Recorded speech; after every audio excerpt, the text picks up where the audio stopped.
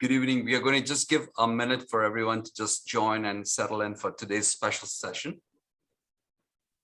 This is going to be exciting.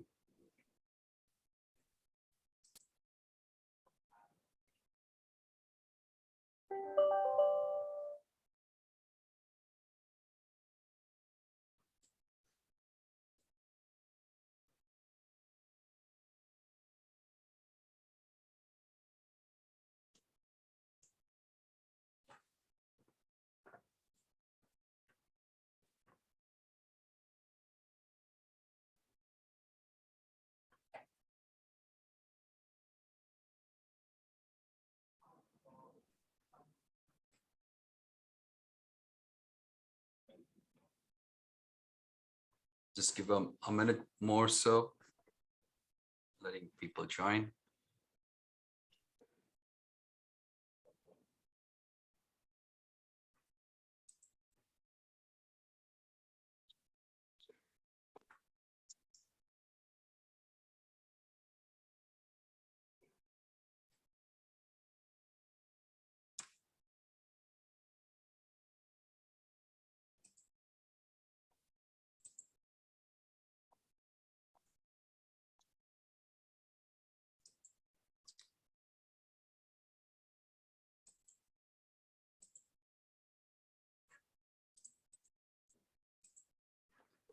All right, so we're going to get started for today's grand rounds. For us today, we are going to again revisit the CME and MOC requirements, and this is the website where you will have the grand round being presented back, and you can visit there anytime and claim the credits as long as you're able to do that within the next 12 hours after it will be posted.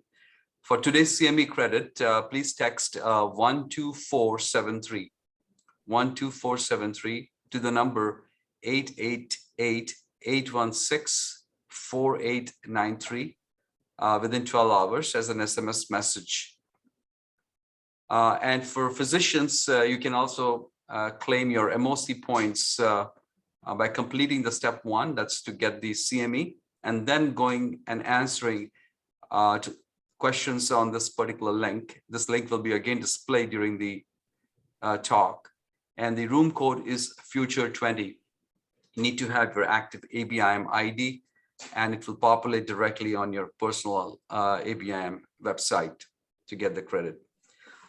All right, so for today's grand rounds, I'm really delighted to bring in important name who signifies the role of physiology in contemporary cardiology and understanding hemodynamics in contemporary cardiology, particularly understanding heart failure and its different phenotypes. Dr. Daniel Burkhoff is the director of heart failure, hemodynamics, and mechanical circulatory support research at the CRF Clinical Trials Center. He's also the adjunct associate professor at Columbia University.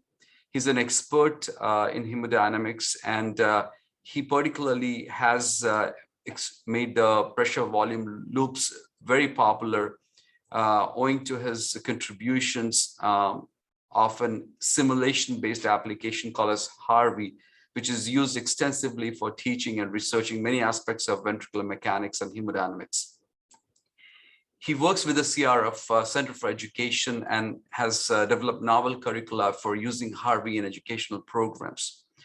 Dr. Burkhoff obtained his Doctor of Philosophy in Biomedical Engineering, and subsequently went on to his medical degrees at the Johns Hopkins School of Medicine. But I learned that as he was going into his medical school, just before that, he has an opportunity to meet the epitomes of pressure volume loops, Sugava and Suga, and was able to work in their lab and subsequently developed his passion for understanding physiology of ventricular function. He then moved to Columbia University in city of New York, where he established and ran the Cardiovascular Research Laboratory through 2003, and then took the position of director of Jack Skirball Center for Cardiovascular Research of the Cardiovascular Research Foundation through 2005.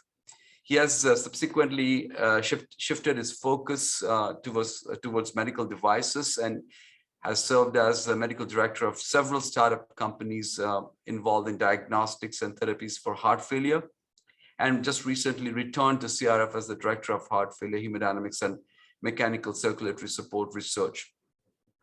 And at the CRF, he has an educational program called the TEACH, Training and Education in Advanced Cardiovascular Hemodynamics, and he's very passionate about the role of cardiac physiology. And I was very fortunate to get an introduction to him through a colleague of mine, and we together actually worked on antagonistic concepts of ventricular mechanics and married that together and subsequently had a paper. So it was great to work with him on a paper and understand the contrasting viewpoints that have subsequently evolved into our understanding of current phenotypes of heart failure. I'm really delighted, and I think this is going to be a great time for particularly researchers and young trainees and fellows to understand what passion means. I think you will see from his delivery and his work, his intricate understanding of physiology of the heart as a pump, and how he continues to evolve his understanding and his contributions. And just recently, just today, in fact, he told me that he's also excited about the opportunities in artificial intelligence. So without further ado, Dan, it's so great to see you here and have you here. We look forward to your talk. Thanks so much, Partha. It was really a great introduction. And I'm also really delighted to see Jim Cormelis on the line there, who I haven't seen in quite a while. And Jim was one of my early mentors when I first arrived as a young faculty at Columbia. And so it's great to see you, Jim. So let me share my screen. And I'm also going to turn off my video so that we don't get any problems with everyone can see your video. Got it. Okay, so the title of my talk today is going to be Exploring the Venous System as a Target for Heart Failure Therapies. These are a few of my relevant disclosures. And actually, a lot of what I'm going to talk about. Dan, we are not able to see your slides. I'm not really? It says sharing. It says I'm sharing. I'll try again. Share screen. Participants who start video can be seen. Let's see, I'll try again. Can you see it now? Can you see now the screen? No, we are not able to. Joseph, can you? Okay, we can see it. Oh, okay. Okay. Perfect. Okay. So actually, just came out today in JAC or late last week. This review paper just came out in JAC. So about half of what I'm going to talk about is actually contained in this JAC review topic of the week about venous tone and stress blood volume and heart failure. So I'm going to be talking about this, the relevance of blood volume and stress blood volume and these concepts in the context of studies that we've done in heart failure preserved ejection fraction, which, as you all know, is a clinical syndrome characterized by the symptoms of heart failure. There are many features that are common to most patients with HFpEF, although it's very clear now that HFpEF is not one disease. We've actually known that for several decades, but it's only recently, let's say in the past 5 or more years, that we've started to admit that, and clinical trials have started to enroll more well-defined subpopulations of HFpEF. But among the common features, there is typically the left atrium is enlarged, BNP may be elevated, patients may or may not have fluid accumulation, but really one of the hallmarks of all the patients is that they have exercise intolerance. And one of the big questions that many of us have been asking is why do patients have the inability to exercise? And there have been many factors that have been explored, including chronotropic incompetence, peripheral factors such as reduced oxygen extraction, including endothelial dysfunction and the periphery, elevated wedge pressure and CVP, is clearly come to the forefront as one of the prime mechanisms, but that's really a description. What is the mechanism by which CVP and wedge are elevated? So this is from Javed Butler as the first author from already 6 years ago, where you see that there have been many mechanisms that have now believed. I don't expect you to read all these individual boxes, but these are all the things that have contributed to physiological abnormalities or pathophysiologies that exist in patients with HFpEF and lead to the end organ damage, the congestion, and the structural muscle damage that we see. But you'll see on here that it's actually difficult to find diastolic dysfunction. Diastolic dysfunction, is something that we talk about all the time, but it's clear that there are many factors aside from diastolic ventricular dysfunction that are contributory. Another thing that tells us that we don't really understand HFpEF is the number of targets that are being explored as therapies. And this review from 3 years ago from Sanjeev Shah lists, about almost 24 heart targets, but also peripheral factors, including inflammation, lung, skeletal muscle, kidney, endothelium, and the GI tract even. So there's a lot of confusion about what is going on and what really drives this disease. And it's clear it's not so simple. For me, as a physiologist, I returned to physiology and to hemodynamics just to start looking at macroscopic phenomena that could be contributing. And for me, one of the most important papers was this paper, these data published by Barry Borlaug. And I'll just point you to the graph on the top left here, which shows the wedge pressure as a function of exercise stage in normal patients without heart failure in black and patients in red with HFpEF. And what you can see is one of the hallmarks of HFpEF. In fact, it's been proposed that this is one of the requirements for diagnosis in unclear cases, is that when you volume challenge these patients, even just by raising the legs into the pedals of a supine bicycle, that the wedge pressure goes up abnormally. And furthermore, if you exercise these patients literally within 1 minute, the wedge pressure shoots up to almost 30 millimeters of mercury. It shoots up a little bit more at peak exercise, which may occur after another 4 to 6 to 8 minutes, and then comes down relatively quickly when the patients stop exercising. This phenomenon is true. It correlates also with increases in left ventricular end diastolic pressure. Of course, EDP and wedge pressure are tightly correlated, and this also wedge pressure contributes importantly to pulmonary artery pressure, and you see here the same effects in mean pulmonary pressure. However, it's not only, when you start looking deeper, it's not only about the wedge pressure, because CVP also shows a similar effect. Now, what you see in this graph are patients at rest plotting the central venous pressure as a function of wedge pressure. And the blue are patients with HFpEF, and the red circles are patients without disease. And we then divide this plot into 4 different quadrants, and the bottom left quadrant is the normal quadrant. And what you can see is the HFpEF patients, even at rest, many of them have significantly elevated wedge pressure even at rest, but a lot of them even have abnormally elevated central venous pressures as high as 15 millimeters of mercury, which is quite abnormal even at rest. And when you exercise these patients, you see here, not only does the wedge pressure shoot up, but also the CVP simultaneously typically shoots up. And you see here CVPs in the range of as high as 30 millimeters of mercury, which of course is quite abnormal. Again, the red showing what happens in patients who are not diagnosed with heart failure. So what are the potential hemodynamic mechanisms of increases in wedge and CVP? Well, again, even here on the hemodynamic and physiological basis, there have been many factors that have considered to be contributory, including passive diastolic dysfunction, and here you'd have to invoke both right and left ventricular dysfunction, passive diastolic dysfunction, abnormalities of active relaxation.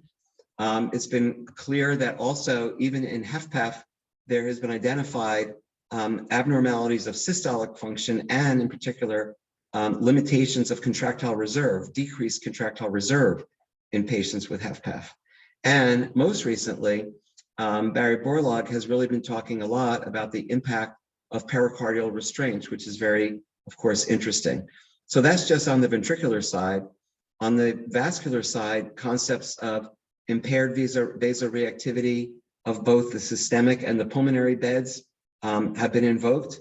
And as late as I'll show you in a second, as late as 10 years ago, the concept of venoconstriction, abnormal venous properties, was proposed, but until recently, never really pursued. This is really where I'm going to try to focus today, although we'll, in the end, have to account for all of these factors simultaneously to understand the relative contributions of abnormalities in all parts of the cardiovascular system. So with regard to this issue of the venous system and venous reservoir and redistribution of blood through the system, this is basically an editorial written by some of my colleagues, Felix, Sabatka, and Dunlap, and they noted something that we've known for decades, is that when you have some kind of a precipitating event that results in sympathetic activation, there are things that happen very fast and there are things that happen on a slower basis.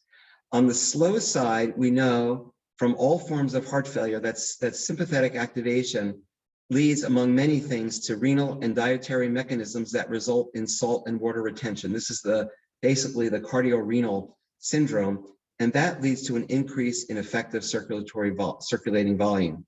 Of course, these things, these slow mechanisms, take days, weeks, months, and to evolve, and are always worsening. However, they can't really explain what's happening during exercise. And to understand what happens with exercise, we have to think about things that happen very fast. And that's this other limb, where there is sympathetic activation can lead to what's referred to as mobilization of the venous reservoir. Now, most of the blood in the venous system resides in the splanchnic vasculature.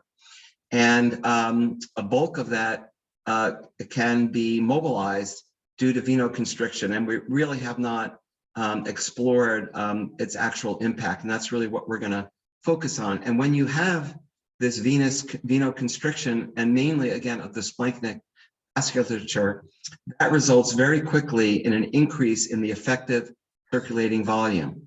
And the term that's really a little bit more commonly used for this effective circulating volume is called the stressed blood volume. This is a term that was coined by Arthur Guyton and his colleagues in the 1950s and 1960s through the work that they did on cardiovascular modeling and physiology of heart failure, and more so the work they did on the physiology of hypertension. So I'm going to be referring to this term stress blood volume quite a lot. So I want to define what that is. So this again is a animation or a depiction of the work that Arthur Guyton did in the 60s. Basically, he measured the relationship between blood volume and what he referred to as mean circulatory filling pressure. And MCFP is kind of related to the venous pressure. It's actually the pressure that you get when you stop the circulation for a brief period of time. So when all of the blood, when all the pressures in all of the locations in the circulation equilibrate, and it's very, very closely related to the central venous pressure and the pulmonary wedge pressures. But anyway, when you empty the circulation of blood and then start refilling it, it takes a lot of blood before you start getting any demonstrable filling pressure or any kind of tension built up in the walls of the veins and the arteries. And this curve is actually nonlinear. And after a certain point, this takes off pretty steeply and is kind of linear in the higher pressure ranges.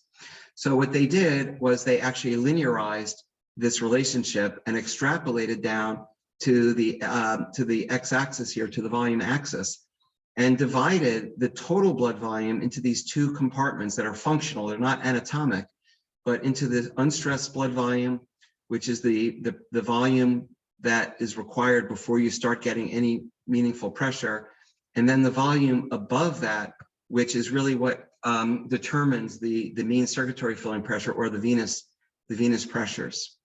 So in a normal 70 kilogram person, which has 5 liters of blood, it turns out that 3/4 or 80% of that blood is in the unstressed volume, and about 1 liter only is in the stressed blood volume. Now, when there is sympathetic activation and venoconstriction, this curve shifts over leftwards, and in the end, if the steep portion, really the slope of the steep portion is pretty constant. So what happens is that this curve basically shifts leftwards functionally. Here what you see, a relatively small shift of this curve. In this case, I've shifted it by 750 mLs, which represents a 75% increase in the stress blood volume, only represents about an 18% reduction in the unstressed volume. So this is a mechanism by which the body can exert exquisite control over filling pressure by relatively small amounts of venoconstriction. So having this huge reservoir, relatively small regulation of its tone can result in very powerful shifts of functional blood volume as far as stress blood volume. Why does this exist? Teleology tells us for 2 reasons. One is that this gives a potent mechanism to deal with bleeding. So if animals are in fights and have hemorrhage, you can very easily deal with quite a significant amount of blood loss in an acute setting. And we know that, if a patient loses, half a liter, 750 mLs, they can pretty well compensate. It's when you start getting a bit more, more blood loss that you really start getting into trouble. But at least in the short term, we can deal with relatively, significant amounts of blood loss. The other reason for this mechanism is the fight or flight response, meaning that, in order to exercise and exert, be able to increase the cardiac output, you need to increase the venous return to the heart and increase the preload so that the heart can, in athletes, we know that the heart can almost quadruple or increase the cardiac output by a factor of 5 above resting levels. Even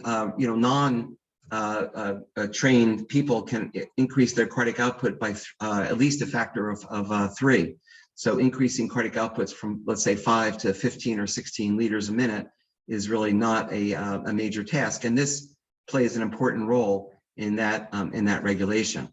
But like many things where the sympathetic nervous system evolved to deal with one thing, when it gets invoked in the heart failure state, things don't work out so well for the patient.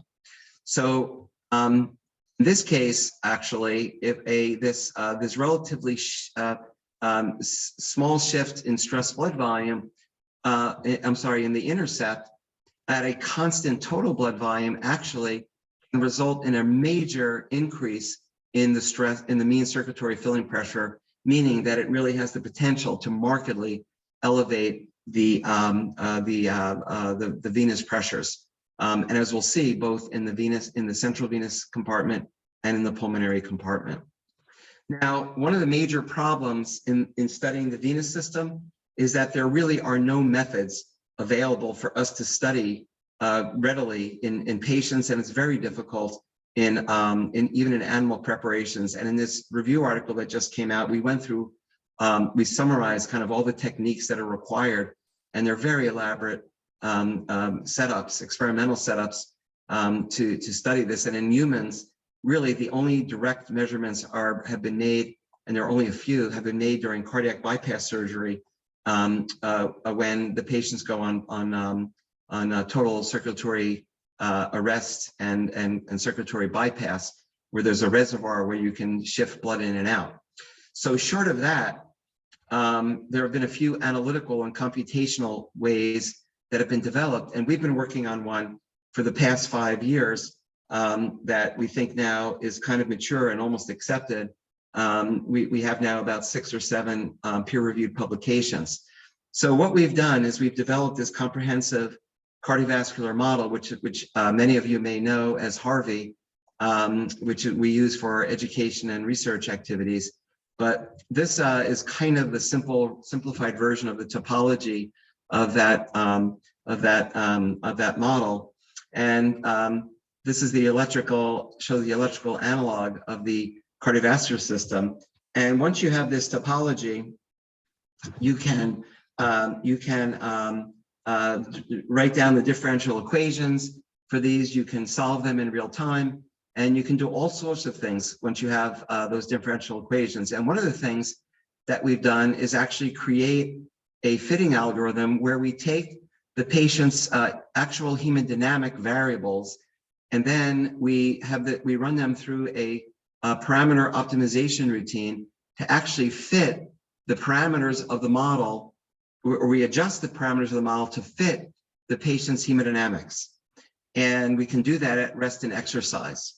And this is part of this paper that just came out, is where we validated this patient fitting algorithm, where we obtained data from almost 800 patients under 1,930 different individual hemodynamic sets, conditions that include rest and exercise, preserved EF, heart failure, reduced EF, cardiogenic shock, and with and without various drugs. And then what you see here, for example, in each panel is on the x-axis, the actual patient measured parameter, and then on the y-axis, the Harvey fit parameter after the optimization has been obtained. And you can see that with regard to cardiac output, CVP, wedge pressure, ejection fraction, aortic pressures, and pulmonary pressures, we've done a pretty good job of developing this optimization routine, so we can actually fit the patients. And one of the parameters that comes out of this optimization routine is the stressed blood volume, and this is really where our approach to studying this or to overcoming the limitations that we have. So we measure these parameters in real parameters in patients, and then we estimate the stress blood volume. We've cross-correlated that with another analytical approach, which I won't go through today, but that's also detailed in the paper that just came out. So what we've done, and what I'm going to show you next, is we've taken data from patients with HFpEF and normals, and we fit their parameters at rest and during exercise. And we know that there are many things that change between the two conditions: heart rate, RV and LV contractility, SVR, PVR, stress blood volume, and also not only systolic properties, but diastolic properties. And using our approach, we can actually estimate, by having data at both rest and exercise, we can estimate all of these parameters in our simulator. And then the question is, how do you understand the contribution that each one of these have individually? That's really the goal here, is how do we know whether the heart rate is most important, or the SVR, the PVR, et cetera, is most important? Well, what we can do in our simulator is we know the starting values and we know the ending values.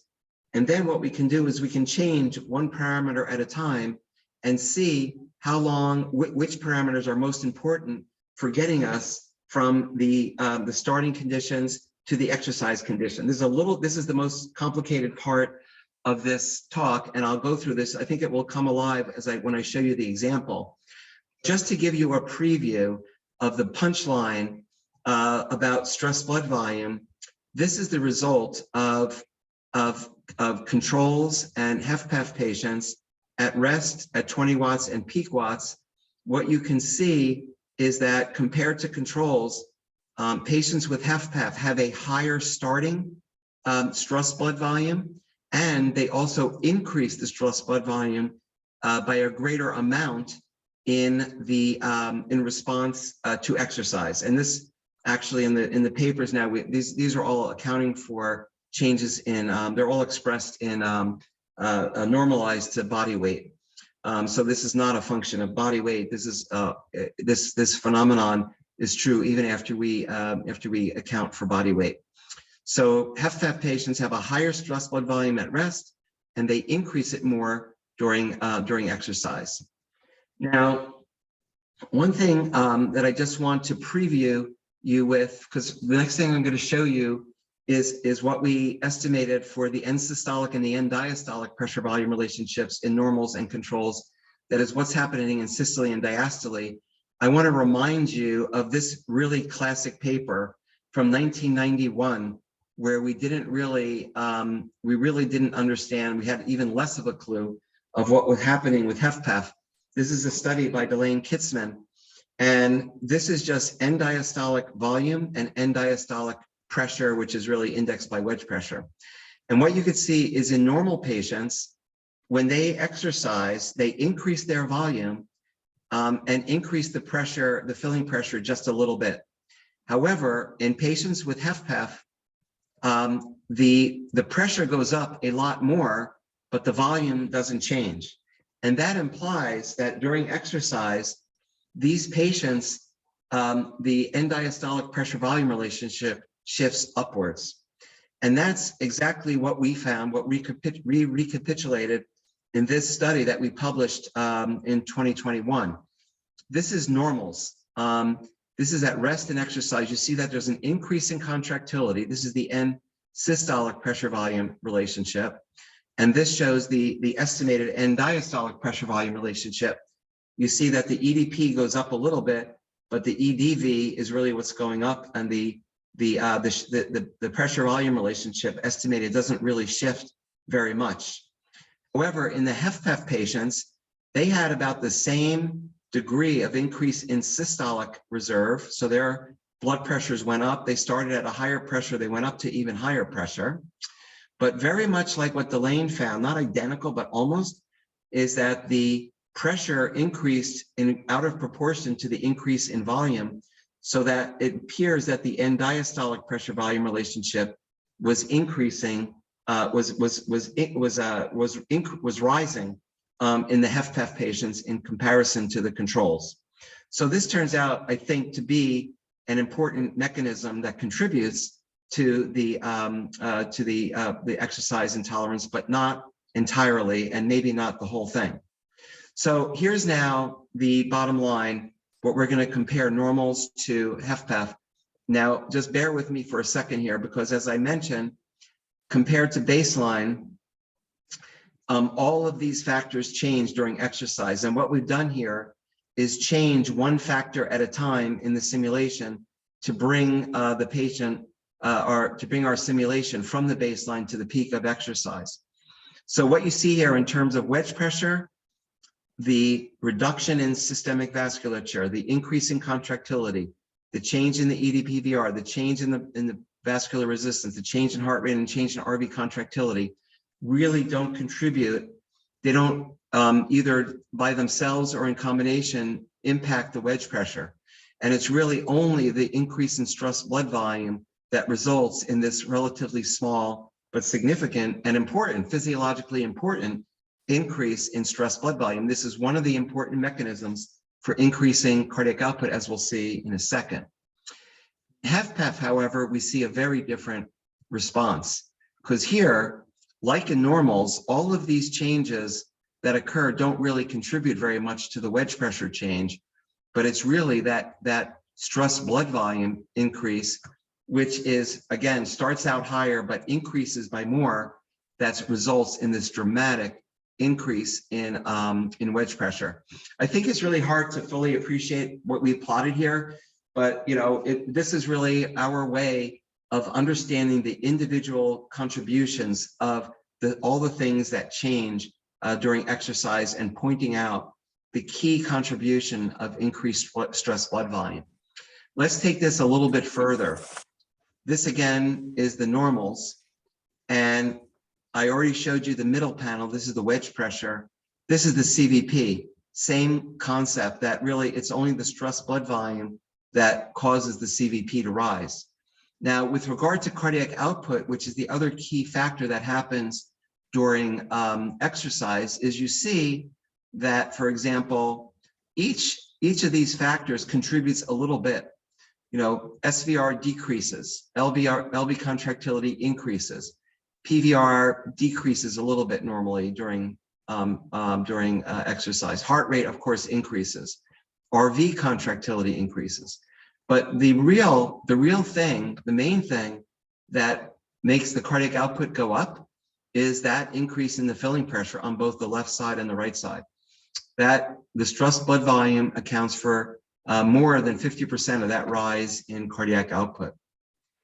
However, the HFpEF population, we see a different situation.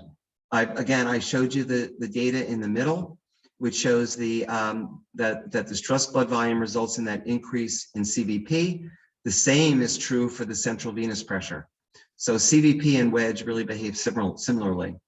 Now, in terms of cardiac output, the first thing to note is that patients with HFpEF, their cardiac output reserve is very, very limited.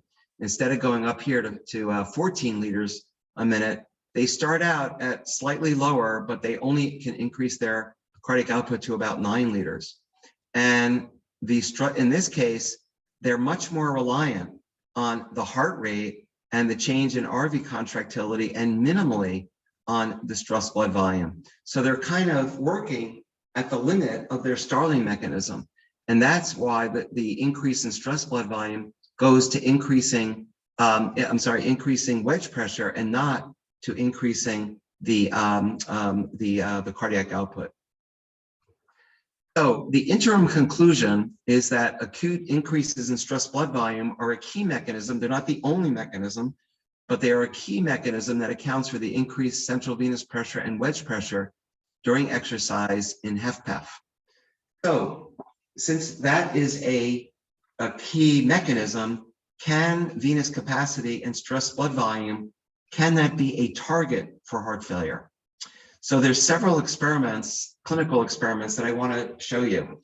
This is an experiment with splanchnic nerve block that was performed by Marat Foudim at Duke.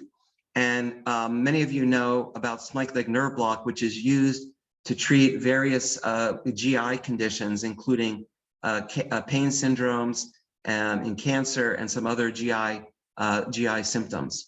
So he took, so this is a standard procedure where lidocaine or another short-acting nerve agent is injected into the near the greater splanchnic nerve between T11 and T12. And he did this, and in patients with both acute heart failure and decompensated heart failure, and also in patients with compensated chronic heart failure. And he did stress testing before and after this procedure. And what you see here in blue, this is now just wedge pressure. Again, legs down, legs up, 20 watts peak, and then during recovery, we see the same response that we've been talking about. This is now in chronic heart failure patients, reduced EF. And then he performed a nerve block and repeated the exercise. And what you see is that the wedge pressure went down across the board here. And we took the data and we estimated the stress blood volume. And what you can see is we found basically that the stress blood volume results paralleled what we saw in the wedge pressure. And by the way, we saw the same thing, with very similar thing with stress with central venous pressure as well. So this is suggesting that this could be a potential way of reducing wedge pressure by this mechanism of causing splanchnic vascular venodilation. And there is a new device that has been developed that is to create long-term and actually permanent splanchnic denervation that is undergoing a clinical trial right now.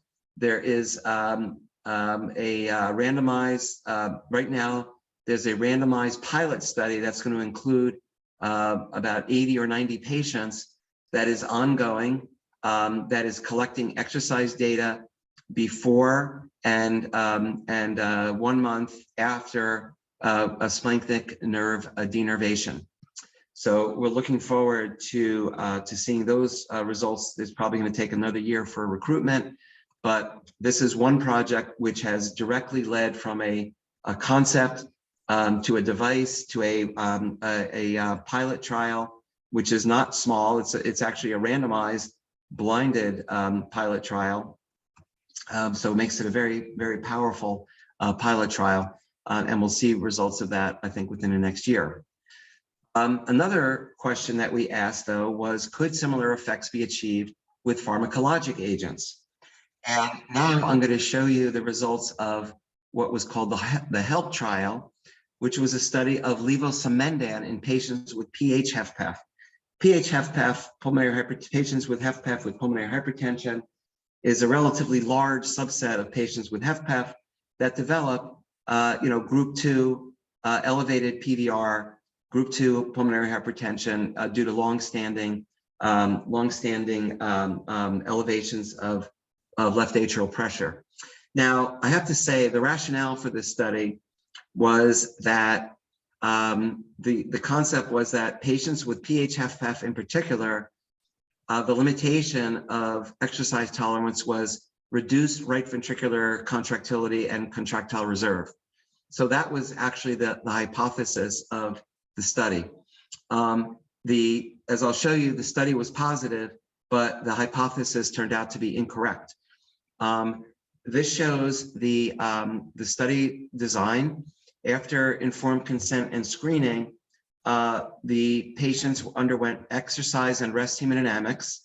Then all patients received 24 hours of levosimendan infusion, and they underwent a second rest and exercise test. And then we identified responders, levosimendan responders, as defined as a reduction in exercise wedge greater than 4 millimeters of mercury. And those patients who were responders were then randomized to 6 weeks of either placebo or levosimendan for in a blinded, double-blind manner, and then they underwent exercise and rest hemodynamics again. And this shows the results of the placebo group and the levosimendan group. So first, let me walk you through the placebo group. So blue shows the baseline. So blue shows resting, resting, legs up, 25 watts, blue.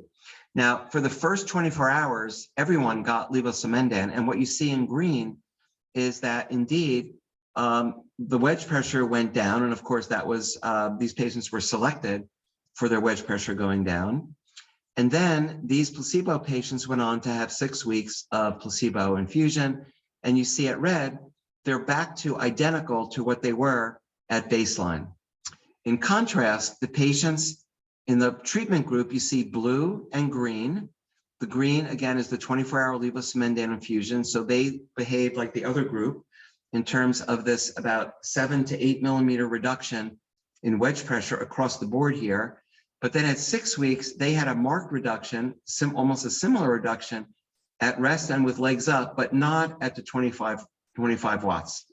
So we saw this was basically a positive signal for a reduction in wedge pressure at rest and during legs up, but at this point, a lesser impressive effect during a sympathetic activation induced by exercise at least at this with this long-term infusion.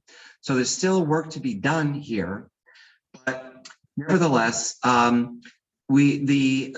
thing that made us look at stress blood volume was this, and tell us that our original hypothesis was incorrect, was that there was no clinically significant effect of levosimendan on heart rate, SVR, PVR, cardiac output, LV or RV function by echo, systolic function, or diastolic dysfunction.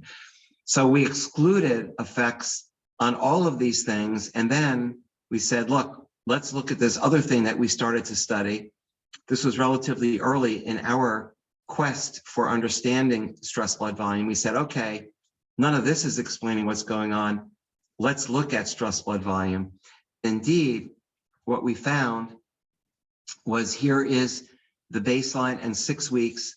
You see here, again, the wedge pressure at rest and legs up, and no change in stress blood volume by estimations. But in the treatment group at rest and legs up, a reduction in wedge pressure, also a reduction in stress blood volume was estimated. And by the way, there was also a reduction in central venous pressure. That was, again, we're looking here at about 7 millimeters of mercury, and it was similar in both groups, in CBP and wedge. Now, maybe many of you are not familiar with levosimendan. Levosimendan is a complicated drug. It is a derivative of phosphodiesterase inhibitors, but has several other effects, including calcium sensitization, which is why it's considered an inotrope. It's also, again, a phosphodiesterase inhibitor, which why it could also be an inotrope. But it also is a activator of ATP-sensitive potassium channels, which are prevalent in the endothelium of the vasculature throughout the body. So this slide here, which is almost 20 years old, just shows that in isolated human veins, you can look at the force that they generate during stretch, when they're stretched, and when you administer levosimendan, they relax. So there's a reduction in the force of these isolated vascular rings, indicating that they're potent venodilators. And the fact that they are that this effect is blocked by glibenclamide tells you that this is mediated through the ATP-sensitive potassium channels. But nevertheless, also phosphodiesterase inhibitors are also venodilators. Preceding this levosimendan experiment was a study with milrinone. And again, the rationale for this experiment in HFpEF, which was done by David Kay in Australia, was that the right ventricle was the culprit in HFpEF. So he gave acute administrations of milrinone with the goal of increasing RV contractility, and looked at exercise pre and post. And milrinone, it's a more complicated drug in the doses that were used, because indeed there were many effects. There were effects on heart rate, there were effects on cardiac output, and there were effects on systemic vascular resistance. But there were also these effects, these significant effects, again, on the order of 7 millimeters of mercury in both RA pressure and also pulmonary capillary wedge pressure. And when we did our same analysis, and we also published this, we found out, yes, there were contributions of inotropy and SVR reductions and heart rate, but also there was a significant contribution of the effects of milrinone as a venodilator. And indeed, as far back as 1987, this is a study that looked at that changes in the volume as a function, the changes of the mean circulatory filling pressure that I showed you as a function of the change in volume. This shows the control case, again, how they extrapolate back to the volume axis to get the stress blood volume. And then in this case, they didn't measure absolute volume, but they measured the change in volume. And you see here, milrinone was a venodilator, showing that as evidenced by the rightward shift of this curve. So, in summary, it is very well established that HFpEF population includes patients with a wide range and varied combination of pathophysiologies. There are many therapeutic targets that are being pursued.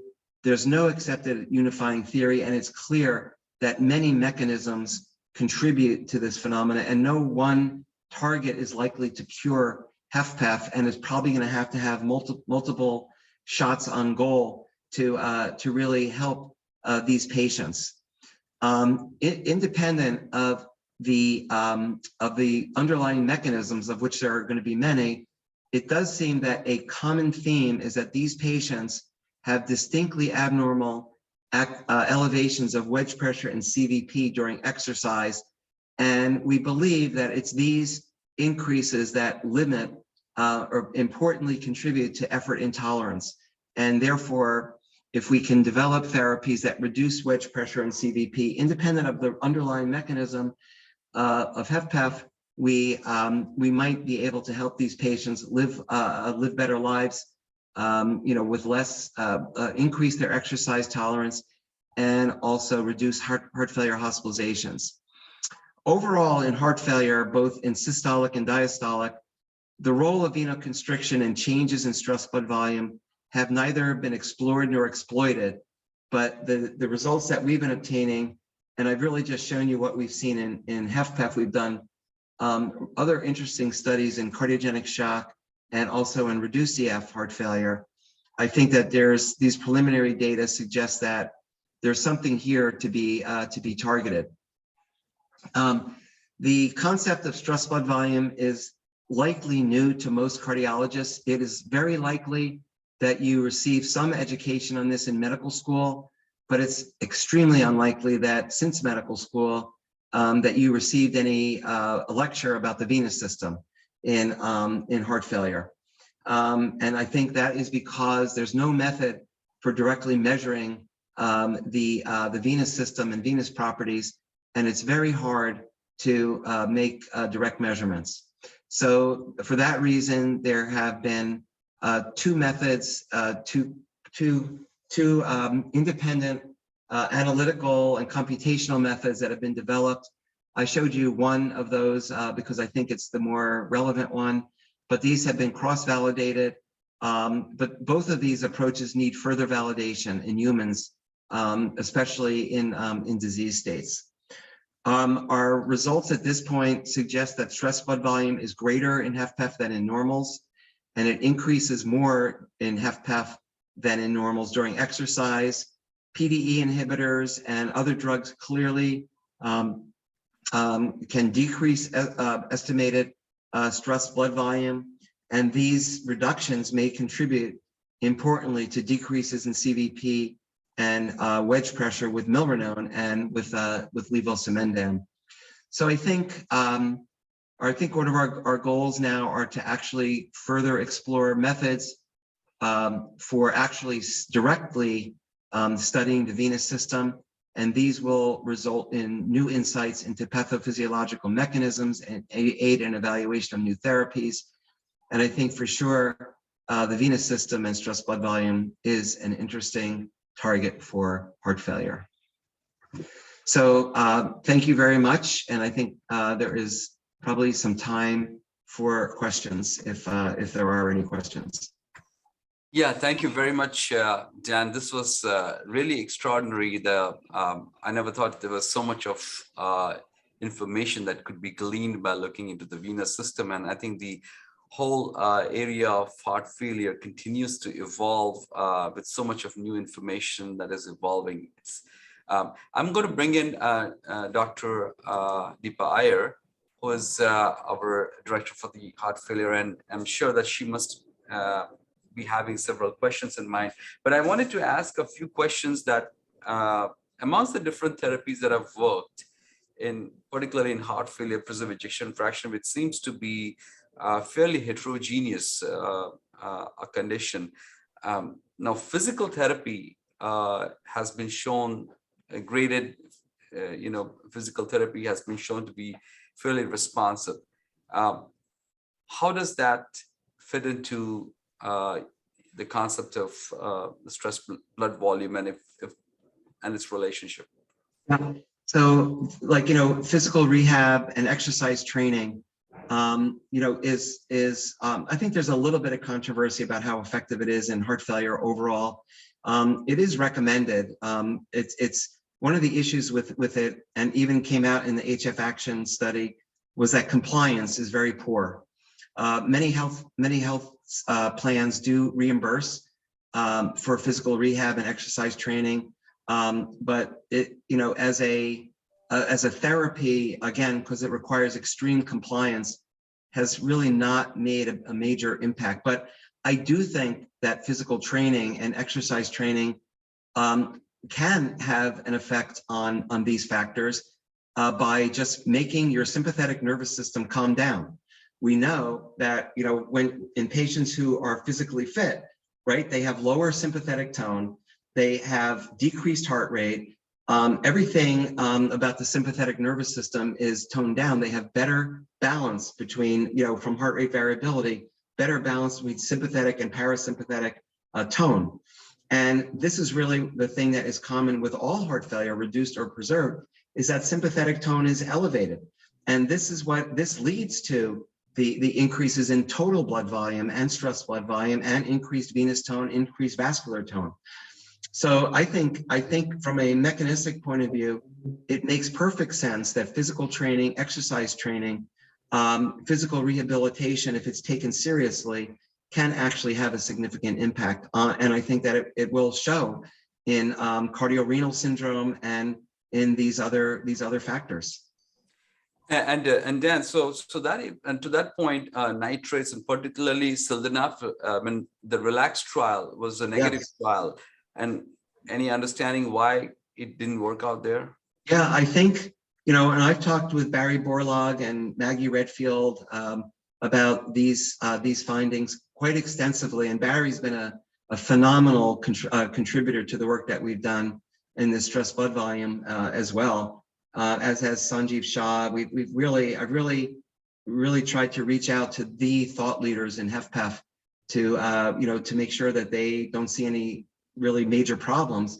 But I think that the issue with nitrates appears to be delivery and tolerance, even with some of the newer methods of delivery that have been explored. You can see short-term effects. If you give nitroglycerin, you obviously, or nitroprusside, you see reductions in wedge pressure and CVP. But so far, targeting the nitric oxide pathways and soluble guanylate cyclase pathways have just not borne out. And I don't think that we have the right answer yet for that. And before I go to Deepa, one question from Jim. I think he wanted to understand, he stated beautiful comparisons between normals and heart failure preserved EF patients on stress blood volume and other factors. Any comparison to heart failure reduced EF? Yes, we do have, it's just a little bit more limited. And the reason for that is that, all the work that we've done so far in this area has kind of been add-on retrospectively to databases that are available. Exercise testing has really become almost a standard for clinical trials of HFpEF, especially device trials. So these data are readily available for HFpEF patients. There's much less data available for HFrEF because it's not a routine diagnostic for HFrEF, nor is it a routine test that's being used in clinical trials. We may see some change in that for device trials. We obviously won't see that for drug trials, probably not likely. But that's the reason why these data have been available. We did have data from one HFrEF study on SGLT2 inhibitors that was done by Finn Gustafsson and Jacob Moller in Denmark. And we did show that compared to normals, that first of all, SGLT2 inhibitors did reduce stress blood volume, but only a little bit.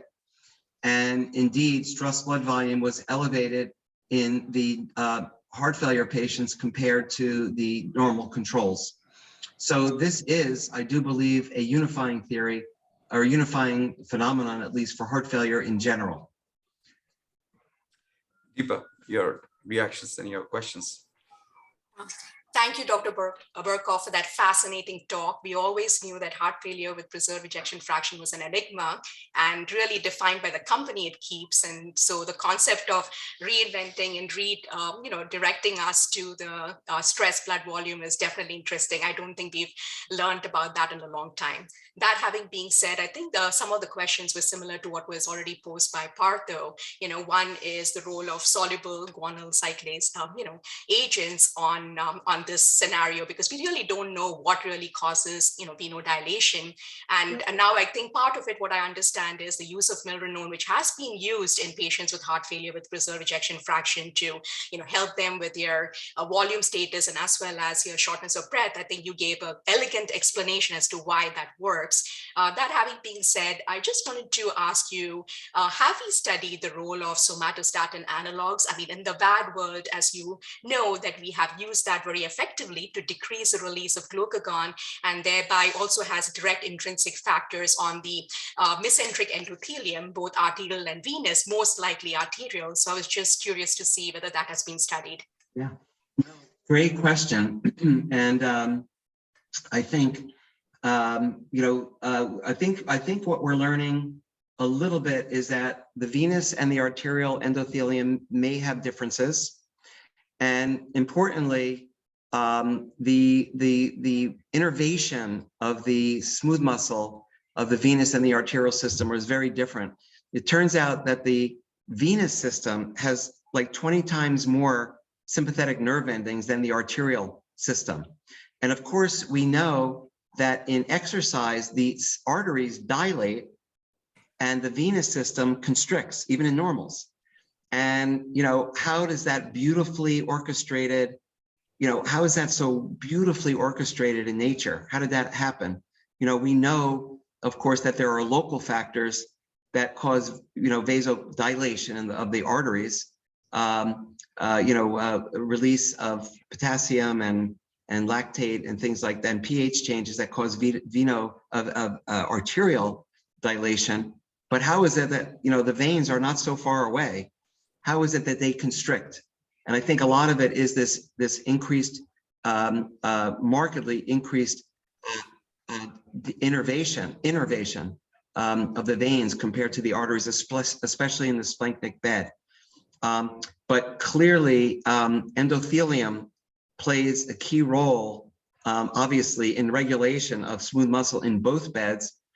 But it may be that these other factors dominate over the nitric oxide and the soluble guanylate cyclase pathways. That may be the factor, that these other things are much more dominant.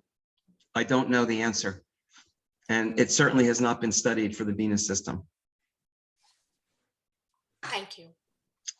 And Dan, so one of the things that this also calls into question, so there's been all these theories about different types of devices, and Sanjeev Shah started looking into devices for the intra-atrial shunting and all. Maybe, I'm not sure if that's like an end stage game that we are trying to play on this whole process, which is foundationally not corrected, and if that's the case, it may not be so helpful. So what kind of devices should we be looking at? Right. So, with regard to the shunts, right now where we stand, we have a negative pivotal trial with over 600 patients. We've got a sub-study, a subgroup analysis, which suggests that that shunts may still be helpful in a relatively large proportion of the patients that were enrolled in that study.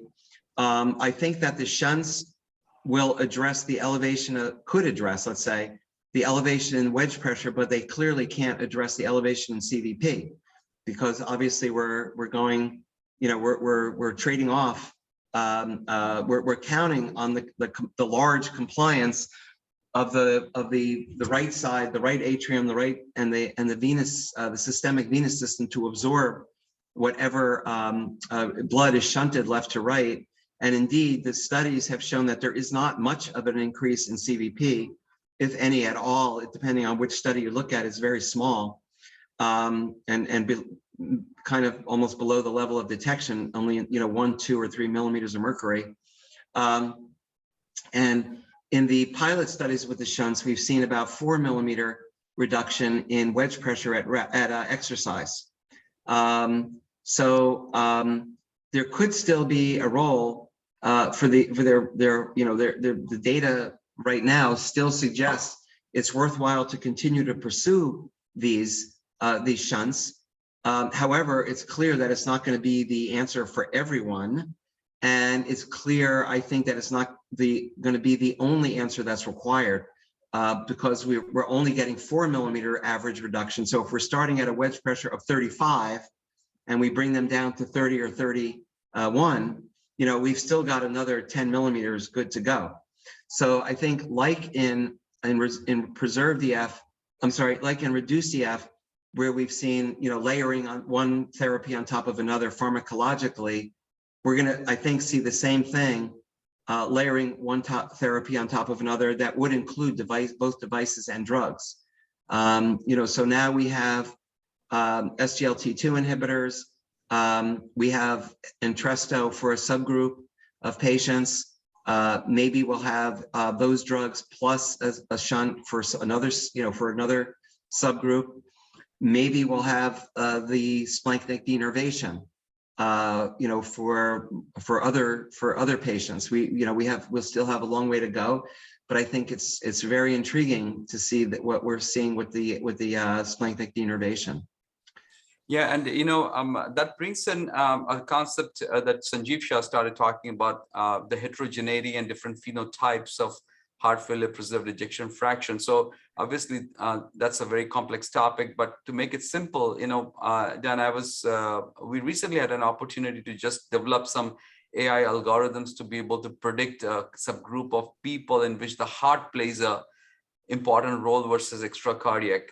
And it was able to bisect the top cat and even the neat and the relaxed data sets to subsets of people who respond to therapy. Yep. So maybe in the future, we should look into an approach in which we can identify subgroups of people who have different types of responses to different types of therapy, but identifying them upfront will be important. That's a challenge. And I think working with people like you would help us to gain more knowledge and wisdom, particularly extensive data sets and availability of those things are important for this. Yeah, absolutely. The phenotyping using AI, that Sanjeev published many years ago was really, very eye-opening. I think it's clear that as we move towards more personalized medicine, that, we're going to learn more and more. The thing that's been really intriguing about what we've been doing or challenging, let's say, is it really requires invasive hemodynamics. There's no way around it. And that is a challenge for getting enough data that's helpful for AI. I think, our goal is to look at things that we can do without exercise and without invasive hemodynamics, things like first of all, measuring total blood volume and not using formulas to estimate total blood volume is something that can be done. It's not the easiest technique because right now it's radio labeled albumin. I-125 albumin is the current technique. There's no way to measure stress blood volume.